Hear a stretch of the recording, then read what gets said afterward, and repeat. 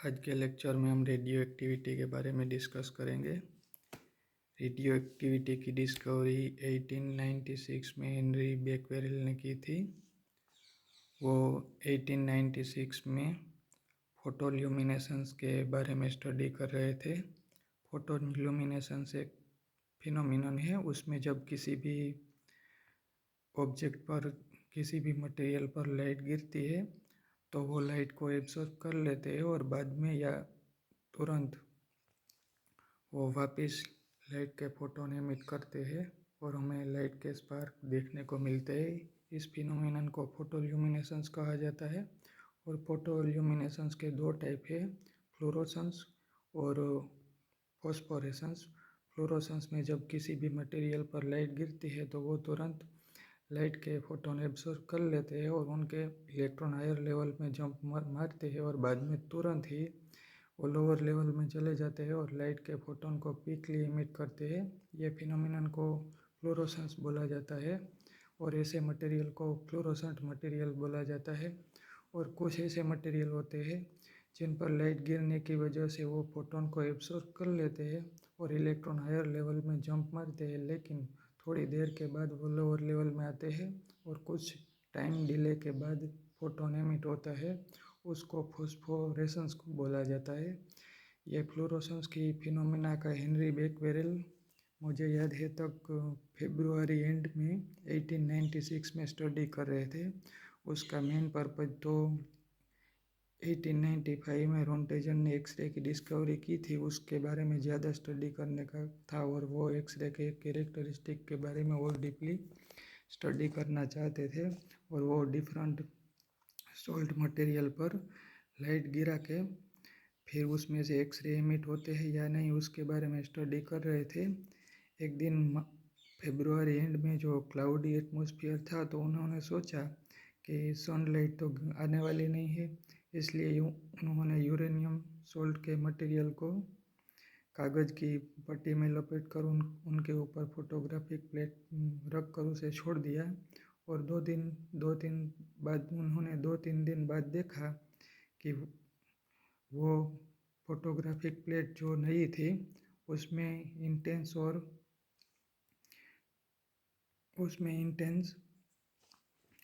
Light की रे की इमेज कैप्चर हो गई थी। बेक्वेरेल ने एक्सपेक्टेड किया था कि यूरेनियम सोल्ट पर लाइट गिरी ही नहीं तो एक्सरे इमिट होने का कोई सवाल ही पैदा नहीं होता, इसलिए फोटोग्राफिक प्लेट में कोई इमेज कैप्चर होने का प्रश्न ही नहीं होता। लेकिन फोटोग्राफिक प्लेट में कुछ ज़्यादा ही इंटेंस इमेज कैप्चर हो गई थी, इसलिए बेक्वेरेल ने सोचा कि ये रे यूरेनियम सोल्ट में से स्पॉन्टेनियसली एमिट हुए होंगे। बाद में उन्होंने ये एक्सपेरिमेंट बार बार किया और पाया कि ये कोई एक्सरे की वजह से या लाइट गिरने की वजह से कोई फोटोल्यूमिनेशंस की फिनोमिनन नहीं है, लेकिन ये न्यूक्लियर फिनोमिनन है और यूरेनियम न्यूक्लियस में से स्पॉन्टेनियसली ही कोई रे एमिट हो रहे हैं। उस रे को शुरुआती दौर में बेक्वेरेल रे के नाम से जाना गया। बाद में मैडम क्यूरी और पियर क्यूरी ने और ज़्यादा स्टडी की और ये फिनोमिनन के बारे में डीपली डिस्कवरी की और उसे रेडियो एक्टिविटी बोला जाता है। रेडियो एक्टिविटी मीन्स किसी भी रेडियो एक्टिव सैंपल में से अपने आप स्पॉन्टेनियसली अनकंट्रोलेबल रे एमिट होते हैं न्यूक्लियस में से, उस फिनोमिनन के रेडियो एक्टिविटी बोला जाता है। और जो सब्सटेंस ये फिनोमिना इंडिकेट करता है उसे रेडियो एक्टिव मटेरियल बोला जाता है। रेडियो एक्टिविटी नेचुरल भी होती है और आर्टिफिशियल भी होती है। कई सब्सटेंस नेचुरल रेडियो एक्टिविटी बताते हैं और हम लेबोरेटरी में न्यूक्लियर प्रोसेस में एक्सटर्नल एनर्जी की हेल्प से आर्टिफिशियल रेडियो एक्टिविटी भी कर सकते हैं। रेडियो एक्टिविटी की फिनोमिना कम्प्लीटली न्यूक्लियर फिनोमिना है। उस फिनोमिना पर किसी भी external factor like temperature, pressure या इलेक्ट्रिक मैग्नेटिक फील्ड की कोई असर नहीं होती और यह रेडियो एक्टिविटी की फिनोमिना कंप्लीट स्पॉन्टेनियसली है और उस पर हमारा कोई कंट्रोल नहीं होता। यह रेडियो एक्टिविटी की फिनोमिना न्यूक्लियन जब आपस में अनस्टेबल होते हैं और न्यूक्लियस स्टेबिलिटी गेन करने की कोशिश करते हैं, जैसे हम जानते हैं केमिस्ट्री में किसी भी एटम या मॉलिक्यूल स्टेबिलिटी गेन करने की कोशिश करते हैं और उसके लिए अपना इलेक्ट्रॉनिक स्ट्रक्चर कंप्लीट करना चाहते हैं।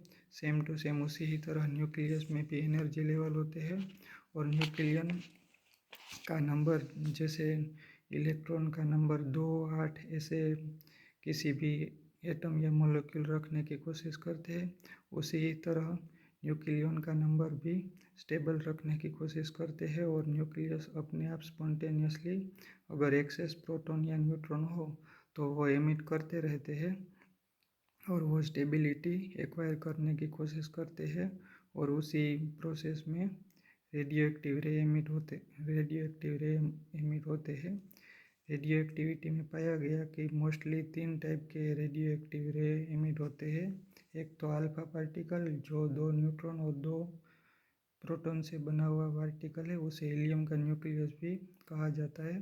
दूसरा रे बीटा डीके होता है, उसमें 2 टाइप होते हैं, बीटा प्लस और beta minus decay. Beta plus तो खास देखने को नहीं मिलता, उसमें पॉजिट्रॉन एमिट होता है जो इलेक्ट्रॉन का एंटी पार्टिकल है। और ज़्यादातर हमारे यूनिवर्स में favourable process beta minus decay है। उनमें जब न्यूट्रॉन प्रोटॉन में कन्वर्ट होता है तो क्विकली इलेक्ट्रॉन एमिट होता है। और तीसरा डीके गामा फोटोन है जो इलेक्ट्रोमैग्नेटिक रेडिएशन के हायर फ्रीक्वेंसी हायर एनर्जी के गामा फोटोन है। ये तीनों के सिवा न्यूक्लियस में से न्यूट्रॉन प्रोटॉन भी एमिट होते हैं और कई बार वो सेल में से इलेक्ट्रॉन को कैप्चर कर लेते हैं और प्रोटॉन और न्यूट्रॉन साथ में मिलकर वो न्यूट्रॉन में कन्वर्ट भी हो जाते हैं। यह सब सारी फिनोमिना को रेडियो एक्टिविटी के बोला जाता है। अब हम रेडियो एक्टिविटी की डेफिनेशन के बारे में बात करें तो मान लो कि किसी भी सैंपल में n अनब्रोकन न्यूक्लियस है और वो डेल्टा टी टाइम में डेल्टा n न्यूक्लियस डीके होते हैं, डिसइंटीग्रेटेड होते हैं, तो limit delta T tends to 0 delta n upon delta T को एक्टिविटी बोला जाता है।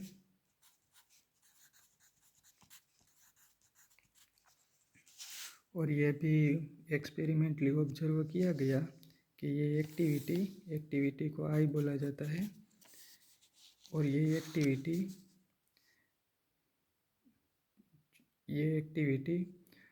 अनब्रोकन न्यूक्लियस के प्रोपोर्शन में होते हैं, यानी कि delta n upon delta T proportional to n। Therefore delta n upon delta t is equal to minus lambda n. Here lambda is known as decay constant or negative sign indicates that at time elapsed number of unbroken nucleus is decreased. The unit of decay constant is time inverse, mostly second inverse. Now we discuss the units of radioactivity. Radio activity के unit को originally radium 226 के reference में define किया जाता है। Radium 226 के 1 gram sample में अगर 1 सेकंड में जो डिसइंटीग्रेशन होते हैं उस डिसइंटीग्रेशन को, उस डीके को रेडियो एक्टिविटी के यूनिट के रेफरेंस में डिफाइन किया जाता है। रेडियो एक्टिविटी के 3 यूनिट है। 1 बैकवेरल की याद में 1 becquerel is equal to 1 disintegration per second. 1 rutherford is equal to 1 into 10⁶ disintegration per second and 1 curie is equal to 1 into 10⁻10 disintegration per second. Mostly nuclear physics में curie unit का use किया जाता है, लेकिन ये बहुत बड़ा लार्ज यूनिट है, इसलिए मिली क्यूरी या माइक्रो क्यूरी का भी यूज किया जाता है।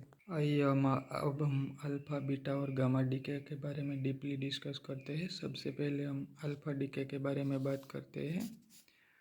अल्फ़ा पार्टिकल को हीलियम का न्यूक्लियस भी कहा जाता है। अगर हम हीलियम में से 2 इलेक्ट्रॉन को रिमूव कर दें तो बाद में जो बचेगा वो हीलियम का न्यूक्लियस यानी कि helium double ionised +2 double ionised helium atom He+2, इसी को ही अल्फ़ा पार्टिकल बोला जाता है। यानी कि अल्फ़ा पार्टिकल 2 न्यूट्रॉन और 2 प्रोटॉन से बना हुआ क्लस्टर है। और कहीं रेडियो एक्टिव एलिमेंट में से स्पॉन्टेनियसली अल्फ़ा पार्टिकल एमिट होते रहते हैं। और अल्फ़ा पार्टिकल की जनरल फार्मूला हम लिखें तो सपोज एक न्यूक्लियस है और ये न्यूक्लियस के एटॉमिक नंबर Z और मास नंबर अगर A है तो उसमें से अगर अल्फ़ा पार्टिकल एमिट होगा तो उसका एटॉमिक नंबर 2 यूनिट डिक्रीज हो जाएगा और उसका atomic mass number 4 unit decrease हो जाएगा और एक अल्फ़ा पार्टिकल यानी कि हीलियम का न्यूक्लियस एमिट होगा। ये प्रोसेस को अल्फ़ा एमिशन बोला जाता है। हम देख सकते हैं कि अल्फ़ा एमिशन में एक एलिमेंट दूसरे एलिमेंट में कन्वर्ट हो जाता है। ये न्यूक्लियर प्रोसेस में जो पहला एलिमेंट है उसे पेरेंट न्यूक्लियस बोला जाता है और जो नया न्यूक्लियस क्रिएट हुआ उसे डॉटर न्यूक्लियस बोला जाता है। पेरेंट न्यूक्लियस की कंपेयर में डॉटर न्यूक्लियस का एटॉमिक नंबर 2 यूनिट और एटॉमिक मास नंबर 4 यूनिट कम हो जाता है। उसके एग्जाम्पल के बारे में हमें बात करें तो यूरेनियम 238 और उसका एटॉमिक नंबर है 92। जब अल्फ़ा पार्टिकल उसमें से एमिट होता है तो वो थोरियम में कन्वर्ट हो जाता है। उसका एटॉमिक नंबर 90 और एटॉमिक मास नंबर 234 और एक अल्फ़ा पार्टिकल एमिट हो जाता है। हम देख सकते हैं कि अल्फ़ा पार्टिकल में 2 प्रोटॉन और 2 न्यूट्रॉन है, इसलिए उसका मास नंबर 4 होगा यानी कि सिंपल हाइड्रोजन से 4 गुना भारी है और उसका चार्ज +2 ही होगा। चार्ज होने के कारण वो इलेक्ट्रिक और मैग्नेटिक फील्ड से डेविएट होते हैं और उसकी एनर्जी सोर्स की एनर्जी पर डिपेंड करती है और वो किसी भी फोटोग्राफिक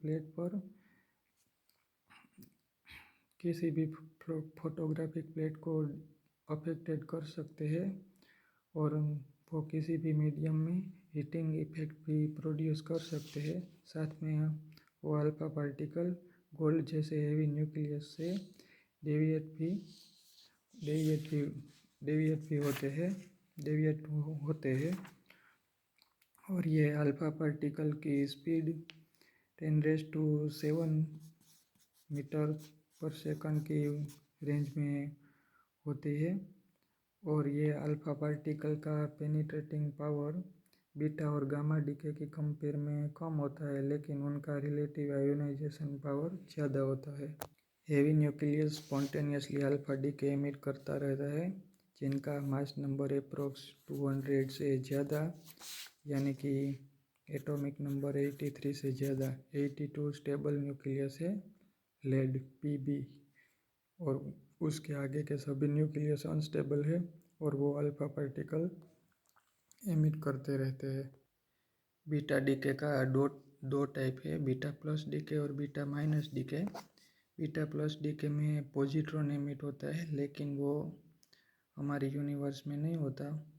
बीटा माइनस डीके में इलेक्ट्रॉन एमिट होता है जो फेवरेबल प्रोसेस है। जब किसी भी न्यूक्लियस एक्सेस न्यूट्रॉन पजेस करता है और वो स्टेबिलिटी गेन करने की कोशिश में न्यूट्रॉन को प्रोटॉन में कन्वर्ट करता है तब इलेक्ट्रॉन एमिट होता है।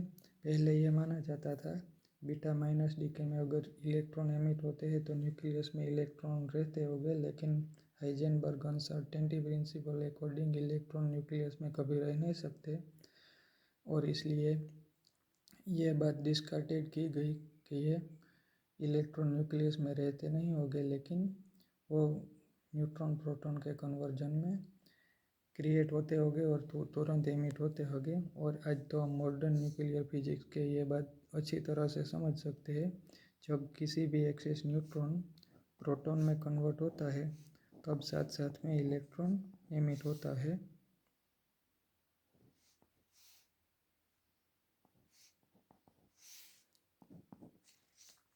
और यह प्रोसेस में साथ साथ में एंटी न्यूट्रिनो भी एमिट होता है। और कभी बार उसकी रिवर्स प्रोसेस होती है, उनमें जब प्रोटॉन अगर न्यूट्रॉन में कन्वर्ट होता है तो पॉजिट्रॉन एमिट होता है और साथ साथ में न्यूट्रिनो एमिट होता है। लेकिन हम देख सकते हैं कि प्रोटॉन का मास न्यूट्रॉन से स्लाइटली स्मॉलर है, इसलिए यह प्रोसेस स्पॉन्टेनियसली नहीं होगी। उसके लिए हमें न्यूक्लियस को एक्सटर्नल एनर्जी देनी पड़ेगी। लेकिन फ्री न्यूट्रॉन कभी भी रह नहीं सकता और न्यूक्लियस में अगर एक्सेस न्यूट्रॉन हो तो उनका मास प्रोटॉन से स्लाइटली लार्जर होता है और वो स्पॉन्टेनियसली प्रोटॉन में कन्वर्ट होता है और तुरंत इलेक्ट्रॉन और एंटी न्यूट्रिनो एमिट होता है और पॉजिट्रॉन के साथ न्यूट्रिनो एमिट होता है। ये न्यूट्रिनो चार्जलेस मासलेस पार्टिकल है। पहले तो उसको कम्प्लीटली मासलेस माना जाता था, लेकिन न्यूट्रिनो ऑसिलेशन से पता चला कि न्यूट्रिनो को भी मास होता है। लेकिन अगर इलेक्ट्रॉन का मास 10⁻³ के ऑर्डर में है तो न्यूट्रिनो का मास मुझे याद है तक शायद 10⁻35 के ऑर्डर में है। यानी कि न्यूट्रिनो की को मासलेस पार्टिकल ही बोले तो चलेगा और वो चार्जलेस पार्टिकल भी है, इसलिए उनको डिटेक्ट करना बहुत बहुत डिफ़िकल्ट है और वो अर्थ जैसे बड़े स्फीयर में से भी आसानी से पास हो सकते हैं। हम एटॉमिक नंबर और एटॉमिक मास नंबर की बात करें तो जब न्यूट्रॉन प्रोटॉन में कन्वर्ट होता है तब एटॉमिक नंबर एक यूनिट इंक्रीज होता है और ये दोनों प्रोसेस में एटॉमिक मास नंबर में कोई चेंज नहीं होता, क्योंकि न्यूक्लियन का टोटल नंबर तो सेम ही रहता है। सिर्फ न्यूट्रॉन प्रोटॉन में और प्रोटॉन न्यूट्रॉन में कन्वर्ट होता है, इसलिए एटॉमिक नंबर चेंज होता है, यानी कि एलिमेंट चेंज होता है लेकिन मास नंबर चेंज ही रहता है। अगर पेरेंट न्यूक्लियस को हम X से डिनोट करें और उनका एटॉमिक नंबर Z और एटॉमिक मास नंबर A हो और अगर न्यूट्रॉन प्रोटॉन में कन्वर्ट हो तो मास नंबर तो सेम ही रहेगा, लेकिन न्यूट्रॉन प्रोटॉन में कन्वर्ट हुआ है इसलिए एटॉमिक नंबर एक यूनिट बढ़ जाएगा, यानी कि नया न्यूक्लियस जनरेट होगा और उसका एटॉमिक नंबर पेरेंट न्यूक्लियस से एक यूनिट ज़्यादा होगा। और यह प्रोसेस में साथ साथ में इलेक्ट्रॉन और साथ में एंटी न्यूट्रिनो एमिट होगा। उसके एग्जाम्पल के बारे में हम बात करें तो फॉस्फोरस, जिनका एटॉमिक मास नंबर 32 और एटॉमिक नंबर 15 है, अगर इसमें से एक न्यूट्रॉन प्रोटॉन में कन्वर्ट हो तो वो सल्फर में कन्वर्ट हो जाएगा। एटॉमिक मास नंबर तो सेम ही रहेगा, साथ में एक इलेक्ट्रॉन और एंटी न्यूट्रिनो एमिट हो गया। इसकी रिवर्स प्रोसेस जब पॉजिट्रॉन एमिट होता है तब होता है अगर पेरेंट न्यूक्लियस AZ हो और प्रोटॉन न्यूट्रॉन में कन्वर्ट हो तो मास नंबर तो सेम ही रहेगा, लेकिन एटॉमिक नंबर एक यूनिट डिक्रीज हो जाएगा और साथ में पॉजिट्रॉन और न्यूट्रिनो एमिट होगा। इसके एग्जाम्पल के बारे में हम बात करें तो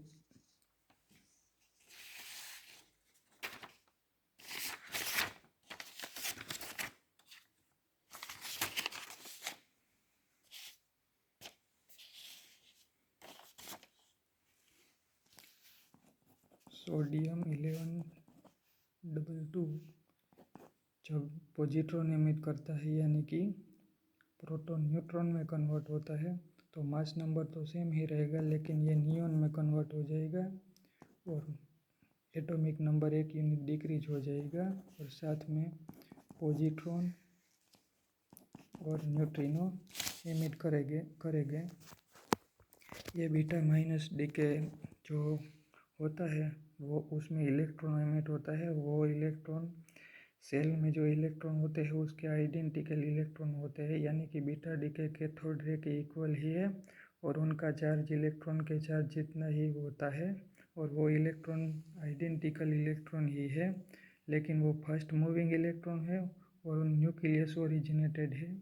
उसको चार्ज होने की वजह से वो इलेक्ट्रिक और मैग्नेटिक फील्ड से डेविएट होते हैं और उसका पेनिट्रेटिंग पावर अल्फा पार्टिकल की कंपेयर में ज़्यादा होता है, लेकिन उसका आयोनाइजेशन पावर अल्फा पार्टिकल की कंपेयर में अप्रोक्स आधा होता है। बीटा पार्टिकल फोटोग्राफिक प्लेट को अफेक्टेड कर सकता है और बीटा रे कैथोड रे के आइडेंटिकल है और बीटा पार्टिकल इलेक्ट्रॉन के आइडेंटिकल है। अब हम गामा डीके के बारे में बात करते हैं।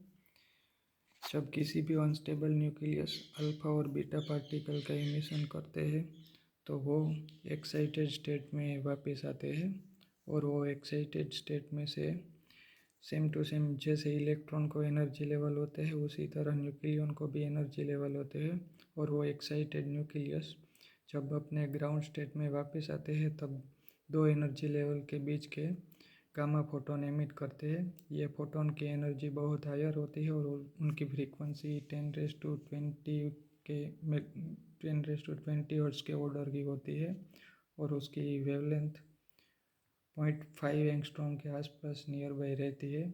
ये हाई एनर्जेटिक फोटोन को गामा फोटोन कहते हैं, जो इलेक्ट्रोमैग्नेटिक स्पेक्ट्रम के सबसे हाईएस्ट एनर्जी के फोटोन है और उसकी स्पीड ऑफ लाइट के इक्वल होती है और वो न्यूट्रल रेडिएशन है, इसलिए इलेक्ट्रिक और मैग्नेटिक फील्ड से अफेक्ट नहीं होते। वो फोटोग्राफिक प्लेट को अफेक्ट कर सकते हैं और उनका पेनिट्रेटिंग पावर बहुत हाई होता है।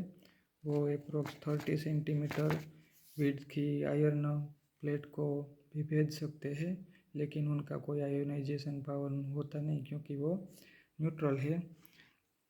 हम एग्जाम्पल से ये बात समझाने की कोशिश करें तो जब कोबाल्ट 27 नंबर का एलिमेंट है और उसका एटॉमिक मास नंबर 60, उसमें जब एक न्यूट्रॉन प्रोटॉन में कन्वर्ट होता है तो वो 28 नंबर के Ni में कन्वर्ट हो जाता है और उसका एटॉमिक नंबर 1 यूनिट बढ़ जाता है, यानी कि 28।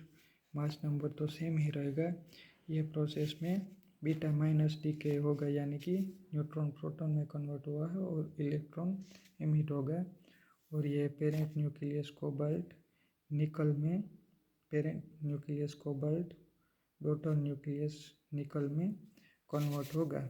लेकिन ये निकल न्यूक्लियस डायरेक्ट ग्राउंड स्टेट में नहीं आता, वो एक्साइटेड स्टेट में रहता है, यानी कि वो हायर एनर्जी स्टेट में रहता है। बाद में ये हायर एनर्जी स्टेट में रहा निकल न्यूक्लियस गामा फोटोन एमिट करेगा Ni2860 और वो एक गामा फोटोन एमिट करेगा और ग्राउंड स्टेट में वापस आएगा। यह गामा फोटोन की स्पीड ऑफ लाइट के इक्वल होती है और यह गामा फोटोन की पेनिट्रेटिंग पावर बहुत हाई होता है, लेकिन वो न्यूट्रल रेडिएशन होने के कारण किसी भी इलेक्ट्रिक और मैग्नेटिक फील्ड से डेविएट नहीं होते। आइए अब हम अल्फा, बीटा और गामा एमिशन की सभी प्रॉपर्टी को शॉर्ट में समराइज करने की कोशिश करते हैं। अल्फा पार्टिकल के बारे में बात करें तो वो हीलियम का न्यूक्लियस है, यानी कि 2 प्रोटॉन और जो न्यूट्रॉन से बना हुआ क्लस्टर हीलियम का न्यूक्लियस। बीटा पार्टिकल में यहाँ हम बीटा माइनस डीके के बारे में ही बात करेंगे। Beta minus particle fast moving electron है, फास्ट मूविंग इलेक्ट्रॉन। और गामा फोटोन के बारे में बात करें तो वो EM वेव्स है। अब हम चार्ज के बारे में बात करें तो अल्फा पार्टिकल का चार्ज +2 ही रहेगा और बीटा पार्टिकल का चार्ज बीटा माइनस डीके में E- और बीटा प्लस डीके में E+ रहेगा और गामा फोटोन हम जानते हैं कि वो न्यूट्रल होते हैं।